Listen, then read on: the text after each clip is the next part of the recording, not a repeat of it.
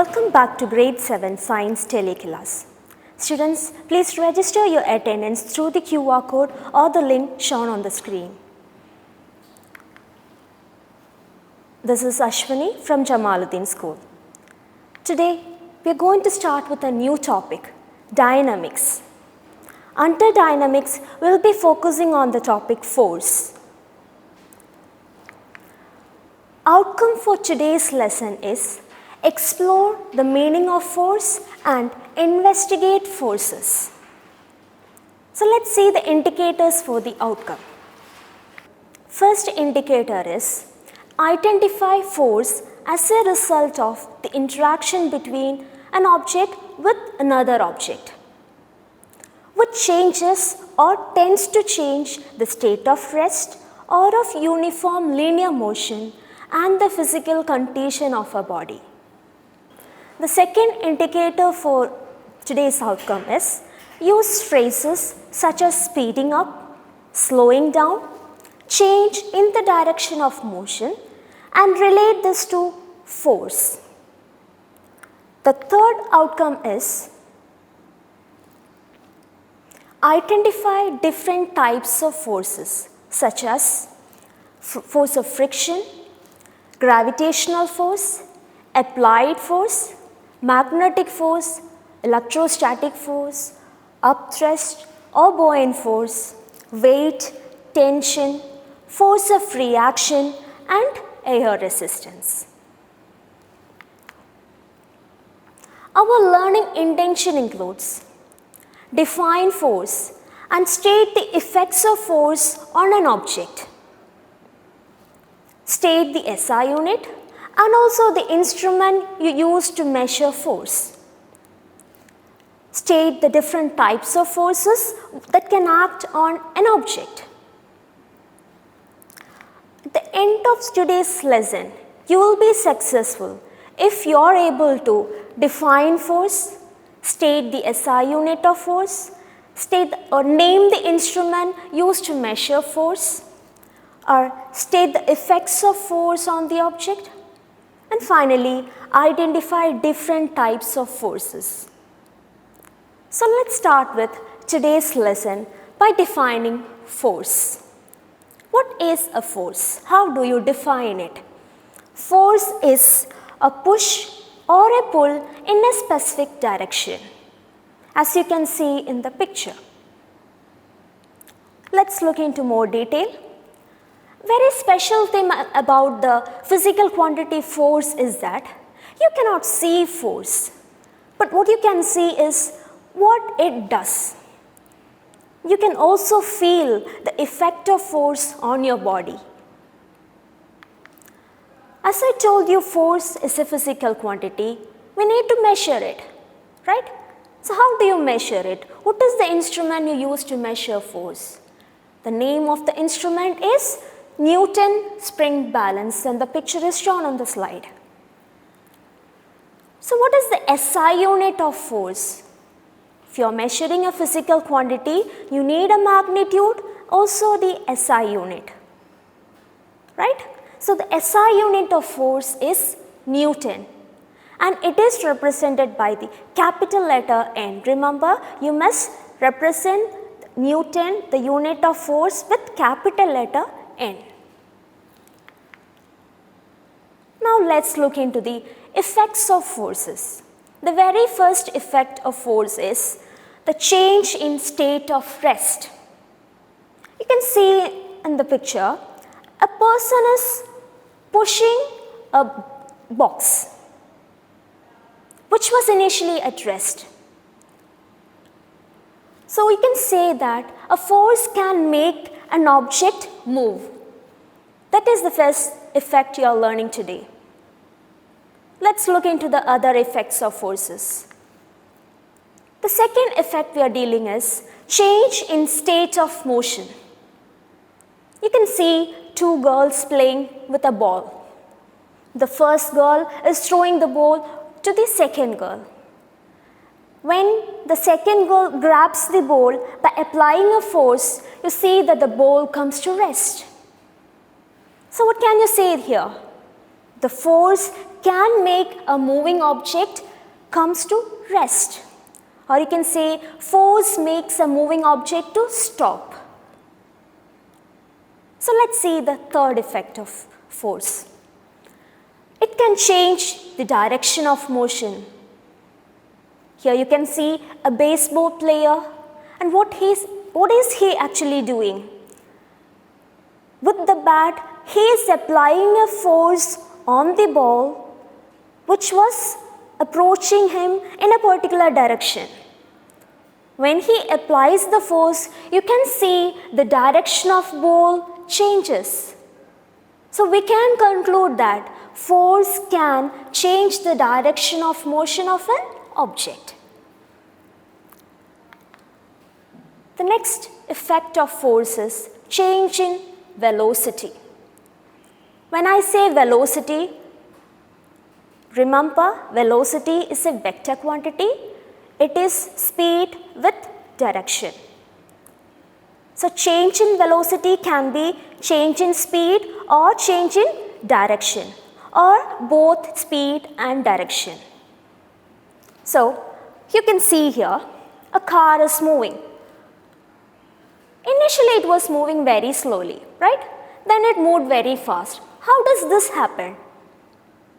When you apply force on the brakes, if you are applying a very high force, car automatically slows down. When you release the brake, or when you reduce the effect of, or the strength of the force you are applying, the car speeds up. So that is one of the effect of force, right? So force can increase or decrease the velocity of a moving object. Clear? So let me move to the next effect, that is change. The final effect of force is change in size or shape of an object. You can see here, when you squeeze a lemon, what do you observe there? You can see the shape changes or the size changes. So force can make change in the size or shape.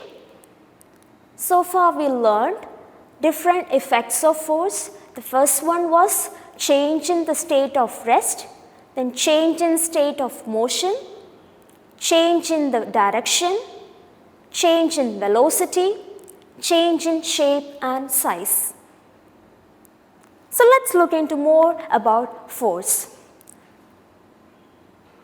Told you force is push or pull. It always comes in pairs, and force has a magnitude and direction. Now let's represent force. For example, I have given you 5 Newton force, where 5 is the size of measurement. The size of measurement, and represents the SI unit of force. Here you can see I have used 2 ways of representing the vector force. As we discussed in the previous classes, a vector can be represented using a number and an arrow. So here 5 Newton force north, which means 5 Newton forces acting in the northerly direction. Either I can write 5 Newton north, or I can use the arrow, upward arrow.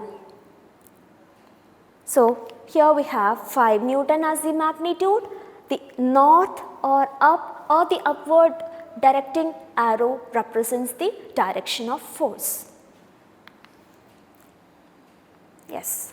So here let's conclude the force as a vector, that force has magnitude and direction. So just like our velocity or displacement, force is also a vector quantity which requires direction along with its magnitude. Now let's see the different types of forces. We are going to start with contact forces. What are contact forces? Contact forces are created between 2 touching objects. As you can see in the picture, the ground produces a contact force on the skater as she pushes against the ground. So there is a contact between the skater's shoes and also the ground. So there is a contact force generated. Let's look into the next example for next type of force, that is gravity. What is gravity? Gravity is the force of attraction between two objects. Force of attraction between two objects. And this particular force always directs in the downward direction. Remember, gravitational force or gravity acts in the downward direction. Here you can see the gravity pulls the skater downwards the ground. The third force you can see here is the friction. What is friction? Friction is the force that resists the motion between two surfaces that are pressed together. Frictional force is an oppositive force which opposes the motion of an object over another. As in this picture, there is friction between the wheels of the skater and the ground. So here we learn three forces: contact force, gravity and frictional force. There is one other force hiding in this picture. Let's look into it. Here's a question. Which force is holding the skater up? Let's name that force as the normal force. That force is called, the force which holds the skater up is called the normal force. What is normal force then? Normal force is a supportive force which is exerted upon an object in contact with another stable object. In contact with a stable object. What is the stable object here? It is the ground. So it is the supportive force provided by the ground onto the skater which holds her up. Okay? Let's move on to the next terms. Force, I told you, always comes in pairs. So it can be balanced or unbalanced. When I say balanced or unbalanced, let's see what it actually means. Balanced force. When can you say forces are balanced? When two forces acting on an object are equal in size but opposite in direction, we say the forces are balanced. Remember, balanced forces do not cause any change in the motion. Why is that so?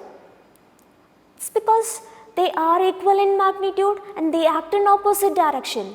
They just cancels out. So the net force acting on a body will be 0. Let me explain that to you in detail. Here you can see a truck. And there's a 100 Newton force acting from the right, another 100 Newton force acting from the left. You can see the arrow, the size of two arrows are equal. What does it represent? It represents the size of magnitude or the size of the measurement. They are equal. Also it tells you in which direction that force or the vector is acting.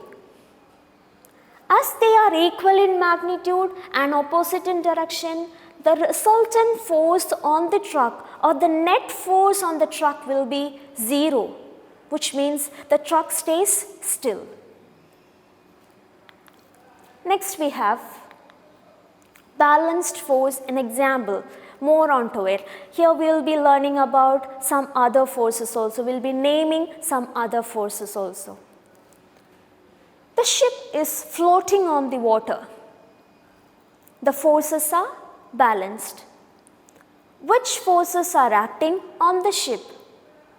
So the data provided to us is that the ship is floating. It's not moving from its position.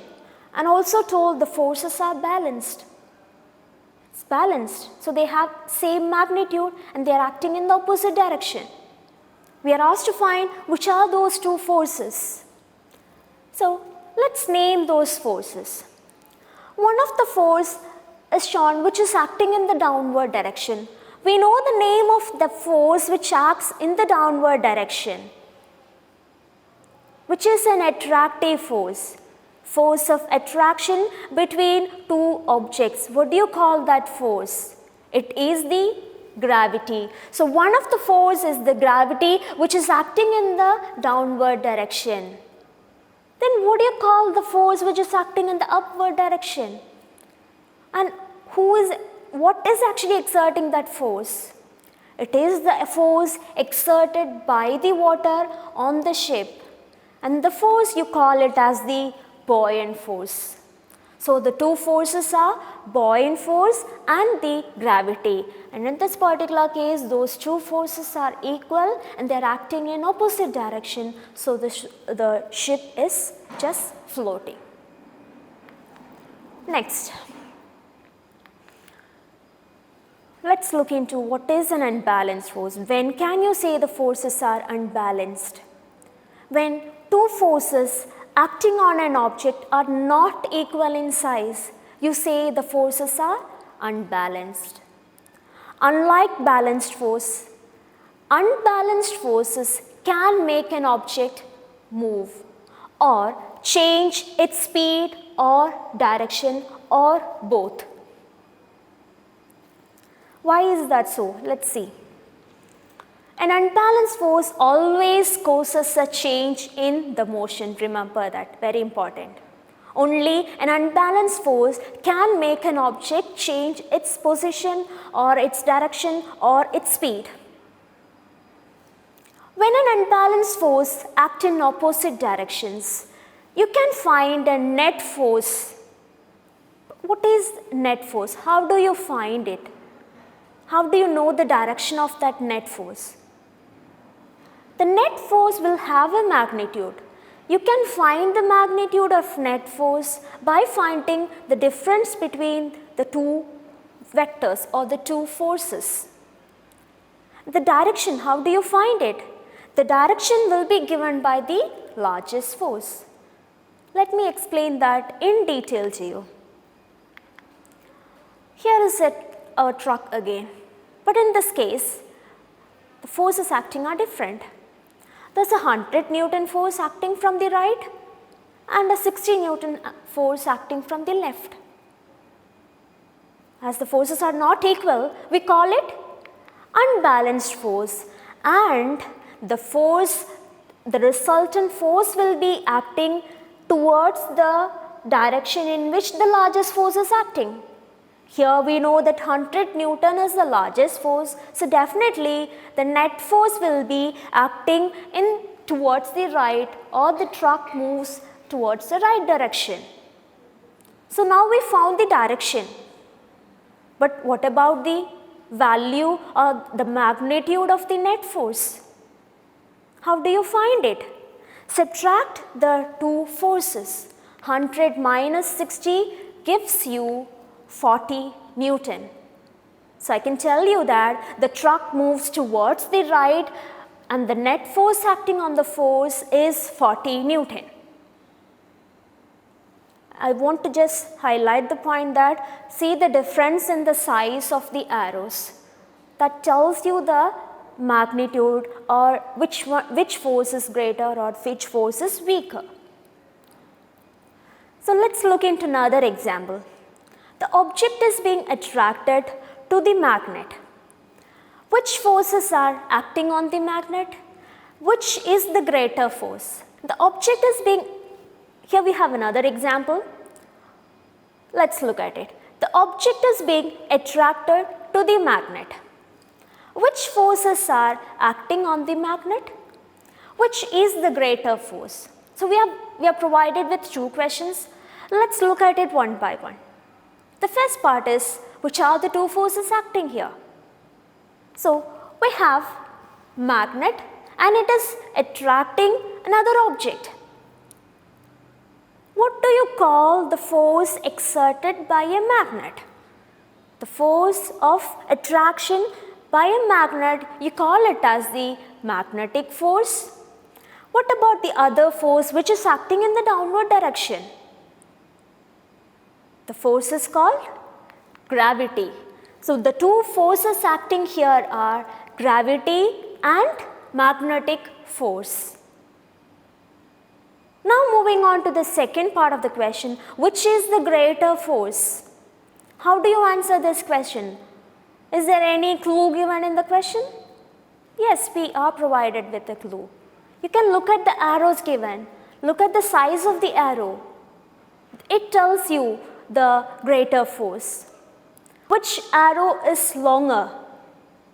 It is the magnetic force. So which is the greater force here?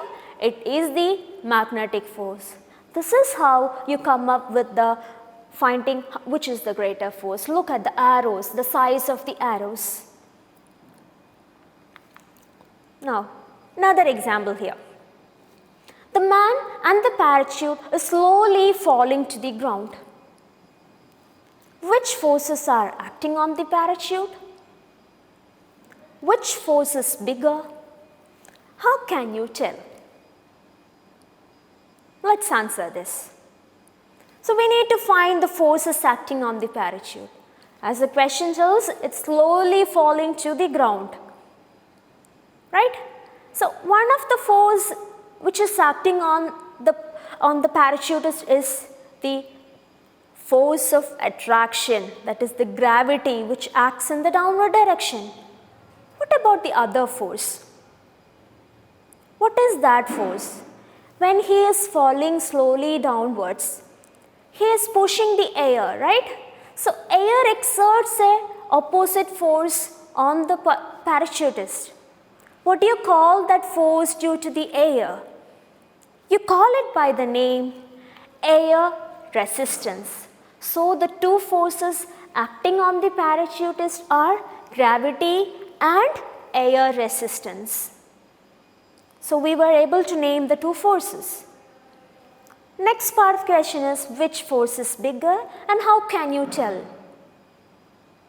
How can you tell, how can you identify the largest force here? Look at the arrows. Which arrows is the longest one? It is the air resistance, which tells you that the greatest force here is the air resistance.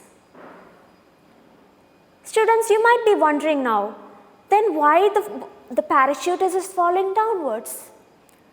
The largest force is acting in the upward direction. It should move in the upward direction. You might be wondering that. The reason is that this is a gradual process, and as the parachutist keeps on falling, the air resistance gets reduced, it balances with the gravity and then cancels out. So then and finally it comes to a balanced state. So I hope you got the answer. The two forces are gravity and air resistance, and the larger force here is the air resistance. So let's recall today's lessons. We defined force. Force is a push or a pull in a specific direction, which makes it a vector quantity. The SI unit of force is Newton.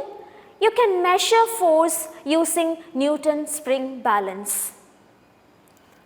Force have different effects on objects. It can change the state of rest, change the state of motion, change the direction of an object, change the velocity of an object. It can change the size and shape of an object. We also learned different types of forces such as frictional force, contact force, magnetic force, gravity, friction, etc. So I hope you are clear with today's lessons. Please keep watching and make sure you register your attendance through the QR code or the link provided on the screen. Thank you.